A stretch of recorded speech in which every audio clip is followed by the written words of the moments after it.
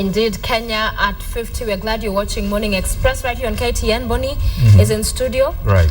Hey, I'm that guy. Only that you didn't allow me to win that gift. It would even just be wrong. I have the answer. Bonney wants to win this. Oh yeah, just to remind you, we're asking which town did Nelson Mandela live in after he left his rural home. Right. Don't say the answer. I won't. Yeah. But at least I know it. Allow me. At least you know it. In all fairness. At the end, you'll come and tell us. As we're announcing the winner, you'll say, and the answer is drum rolls. Right.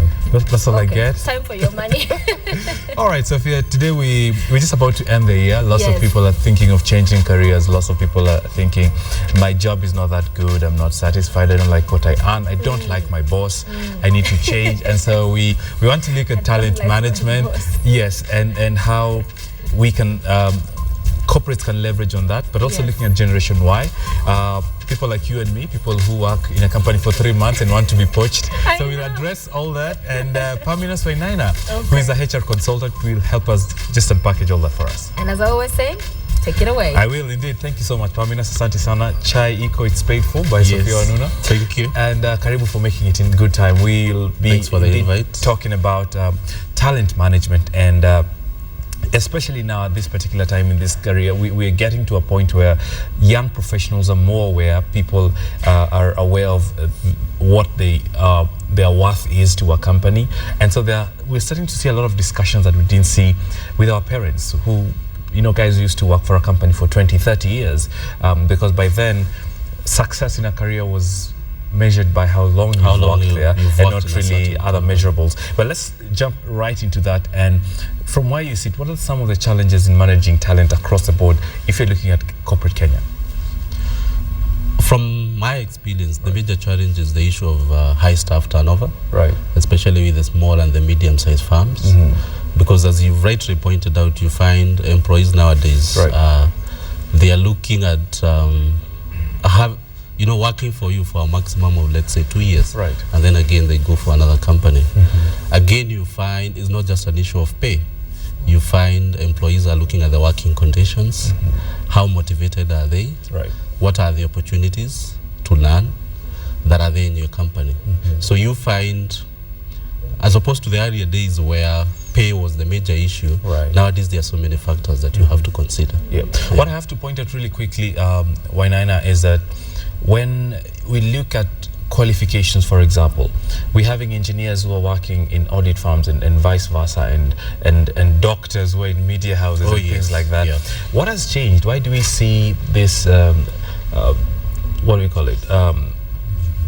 It's overlapping of roles and people don't really stick to what they went to school for, but are really going to special skills that they have. What I find interesting in my field is that people are more oriented now to go towards their passion. Right. So you find some of us maybe were admitted to the university through the joint admission to study anthropology. Exactly. Right. And maybe that is the only course that was available at that time. But then again, let's say you have an interest in communication. So you'll find people will bear it. They'll go through the 4 years of college, but they will have their sight on that particular course where they are passionate about. So that is one of the reasons. So you find after 2 or 3 years, they're actually seeking for these positions. The other things would be lack of opportunity. I mean, as more and more people go to school, to the universities, you find the opportunities are few and few. So it's also an issue of getting what is available, picking. I mean, you've graduated, you have your engineering degree, but here is a bank calling you for a graduate clerk position. Do you turn it down and stay at home, or do you join and be able to afford your bills? Right. When our education system hasn't really caught up with our change in drive, because we are saying people are driven more by passion other than what is available in the market and things like that. What can be done from a HR point of view to merge this, or at least help the training catch up with what people really want to do? There's an issue which has been in the public domain, and that's the issue of changing the curriculum. because you do a great disservice to a person to come and study a course for 4 years in which they absolutely have no interest. So that is, I did that. That would be one of the areas. What did you study? Vet medicine. Interesting. I studied as an accountant and now I'm in HR. Yeah, so that's one of the areas. You look at the curriculum.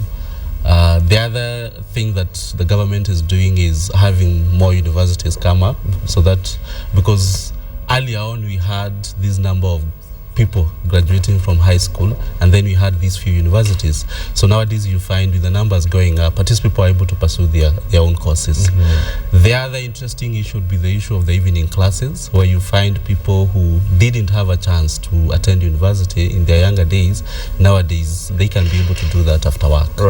But Paminas, we're seeing a lot of over-education, if you may. I mean, we're chasing after countries like Nigeria and Egypt, where a job vacancy is put out and 6,000-7,000 people with a master's degree apply for it. Everyone is going for evening classes, as you put it, but is it giving back? Because why should I go for an evening class? Why should I go for an MBA, for example, just to get promoted? What should be the right reason for this? The most important thing is to identify what you want as an individual, as opposed to following the crowd. As you pointed out, the issue of MBA, people are going back simply because of a 5,000 raise. You know, or recognition. But how applicable is that MBA? For example, in my own opinion, if you don't have at least a minimum of 2 or 3 years in management, you have no business being in an MBA class. I'm seeing 22-year-olds going for an MBA class. I mean, what value are they really adding to their careers and to even the careers of the employers? Another trend I've seen is where people, when they don't have a job, they decide to go back to school for the MBA because money is available, which is another wrong reason. I think at the formative years of your career, it's all about gaining experience. It doesn't matter whether you've done banking and now you have a sales job. An employer will look at your CV favorably if you have gained some level of experience, as opposed to amassing certificates from all over. Where does that put you guys as HR practitioners when a 22-year-old walks into your office? They just graduated last year, they've gone through some MBA course, and they're saying, hey, I deserve this? The challenge we find is the expectations. Because, well, an MBA is an investment, so if someone has put $500,000, they need return on investment. Exactly, they need a return on investment. So you find sometimes they're not willing to start at the bottom, they're not willing to take these 20,000 jobs and all that. So that's one of the challenge from our side. The other challenge would be obvious, it gives us more work, because here you have all these candidates. You cannot, you'd still want to interview them and see whether they are the caliber that the employer is looking for. So you get to see a lot of candidates for even one position, and most of them actually, they really don't meet the cut. But Wanaina, is there value in that kind of approach? Because we are amassing certificates. We're not giving room for learning, as it were, on the job. Because, well, I went to school to be an engineer. 2 years after graduating, I'm saying, okay, maybe it's time to do my MBA. Is there some bit of learning that we're missing, and what is this? Education must be relevant, the way I see it.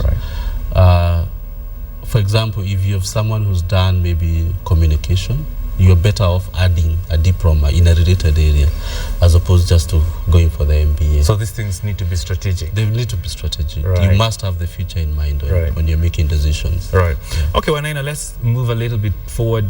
Generation Y, these people have been termed as restless, they don't know what they want. They're also geniuses. They go into a job market with very specific laid out goals, and the yardstick has really moved and changed. How do we, first as corporates, how do you leverage on this? Because I see that a lot. People are saying, yes, I'm trying to get the best talent. You get this guy, you headhunt him, you pay him really well. After 6 months, he says, I need a better challenge. How can corporates cope up with this? Because I bet it's they've been overtaken by Generation Y. I think as an employer, you need to realize that you're dealing with a generation of a different mindset. The expectations that were there 30 years ago have changed. These are people who want to be involved in decision making. These are people who have their own career plans. These are people who are IT. They come to your organization with their own KPIs. Exactly, with their own KPIs, and they're looking and saying, well, if this guy doesn't give me a carbon in the next 2 years, I have no business being here. Right. So it's just engaging them closely as much as possible, because that's the way you're going to learn what are their aspirations, what are their needs, what challenges are they finding. But how do you engage them? If, I mean, I've worked for you for 6 months and I threaten to move and your competition gives me twice my pay, how do you engage me as my boss? You must be able to find what motivates this younger generation. What is this? From my experience, you find cash is important. Freedom is also important. Right. So when you're talking freedom, what do you mean? Freedom to make decisions, to make mistakes, to be innovative. Right. Because this is a generation where they don't want to be hampered. They don't want to be tethered like a goat somewhere, where decisions come from the top. They want to be consulted. They want to feel part of the company. Right. Yeah. They're not used to just taking orders. They're not used to taking orders. Right. Some of them are very innovative. Remember, you are dealing with a very informed generation. Yeah. Yeah. And most of them also ask questions, and I wanted to bring this. What is the room of criticism or questioning directive in the present day corporate Kenya? Because we were used to a time where directives that come from the corner office are to be followed. But now we're having a new generation that says, hey, wait a minute, this can actually be done this other way. First, what amendments and adjustments can management do to accommodate this? Because really, it is positive.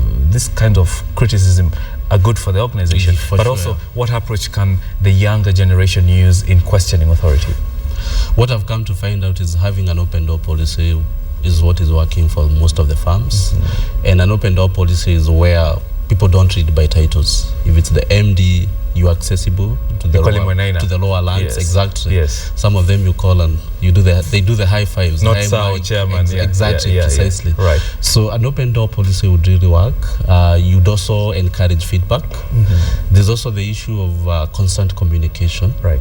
Where you make sure, maybe on a weekly basis, maybe on a monthly basis, but you make sure the opinion is sought when you're making some of these decisions. Right.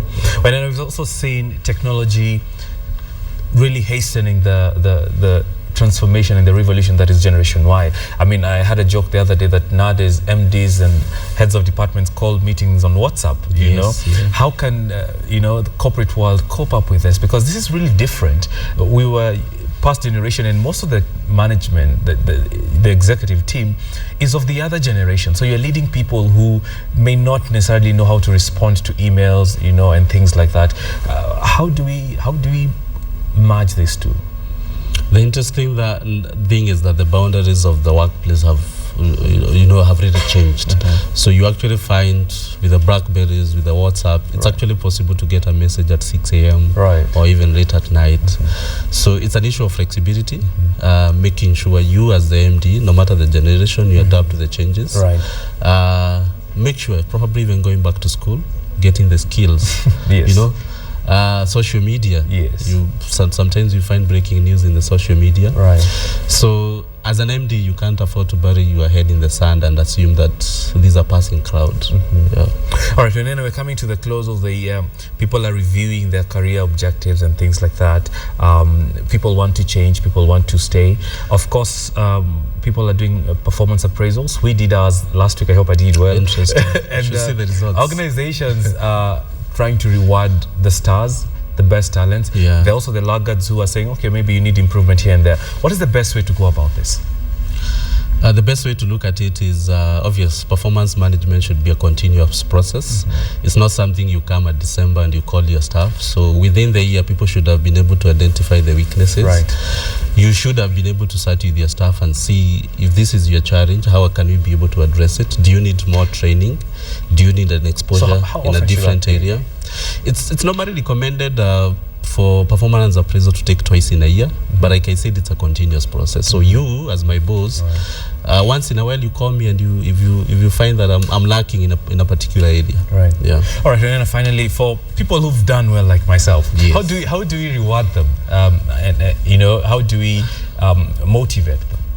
Interesting. There are those traditional methods where you find companies paying bonuses, you find them giving gifts to their staff members. But assume you're a small and a medium-sized farm and you can't afford that. There's an issue of recognition. Just, just doing a letter saying, Bonney, you did this and this, you invited Oinena into a show, and so we recognize that. Right. The other thing is maybe you can ensure that your staff, they get time off if you can't really afford a monetary compensation. Yeah. I said finally, but now finally, when yes. Office culture has come to fore, and looking at multinationals that are really doing well, the blue chip companies of this world, they seem to have a very relaxed way of operating. If you mention top Kenyan companies, you know them, let's not go there. Yes. But if you look at the staff and management, the culture is a bit relaxed, from the dressing to the office setup to whatnot. And flip that, and struggling companies have all this rigid thing. What is there to such a culture that is parallel or synonymous to success? What it does is that it brings out the issue of people are themselves. You feel relaxed. Right. You feel that you are the same level, right, even when you are reporting to a senior. Yeah. So it brings up an issue of innovation. Because at Google, people do shorts and they do t-shirts. shorts. They can come with their pets. Relaxed. Yes, they can come with their pets in the office. So there's that issue of feeling one. You can imagine if I come with my 70,000 suit, and maybe you are struggling as an intern. Right. How are you going to cope? But if you come dressed in the best casual manner that you can, there's that element of, well, this is one of us. So he's that my is boss. recommended. Yes, he's my boss still. Right. But look, I feel that we're in the same status. Yeah. All right. We're just about to close, but Christmas parties, this is the last question. Yes. Director, this is the last question. Yes. Christmas parties and staff parties are there to build, synergies and teamwork and all that. And we've seen different companies try to do these things once, twice a year. And then bigger companies, for example, like this one or many others, you'll find it's very hard to bring these people together. However much you try to do these events, because they are events, what would be the alternative to building teamwork for a large organization? 1,000, 2,000 staff members. How would you do that? What you can try to do is work with the departments. For example, you have the newsroom staff, you have the accounts departments and all that. Is try to maybe segment the staff, and that way you'll be able to have a better bonding session, as opposed to having 1,000 people in one hall. Right. Yeah. Right. What shouldn't you say at a staff party, regardless of how much you've had to drink for the night? Probably you shouldn't tell your boss what you really think about them. Because it's always negative, right? For sure. You shouldn't tell HR what you think that about is not them. the time to come and settle scores. Right. Yeah. It's just have fun and enjoy. Just have fun. And remember in a good way. Remember tomorrow at 8 a.m. you'll be reporting to this person. All right. Pamina Sonaina, asante sana. Thank you for making time and helping us understand what goes in the mind of HR. Much appreciated. Great, Sophia. So now you know. You know exactly what HR thinks about you. You know how to treat them, and you know what not to say at an office party. Yes, indeed. There we are, both of us on that camera. It's interesting that when Anna has advised, don't tell your boss exactly what you think about them. We have a staff party, Christmas party. Actually, it's tomorrow. It's tomorrow night, right. Yeah. So Bonney, just take those words very seriously. I will. Yeah, don't just, have some tea. Yeah. Didn't tell us how to dress though. Dress down. No, for ours they have a dress code. They've great. said African with a twist of Kenyan. Yeah. All right. So no jeans and all, but yeah, to always remember we are coming back to work with the same bosses. With the same. Okay. I will behave myself. Change. You'll behave yourself. Yeah, don't go like, yo, I'm that guy. How you doing? About that raise. About that raise. Thank you, Bonney, on your money. And he promises me next week on your money, you'll talk to us about. Yeah, we'll talk a bit about budgeting. January is a 40-day month, so we need to help people save. To help people. Yeah.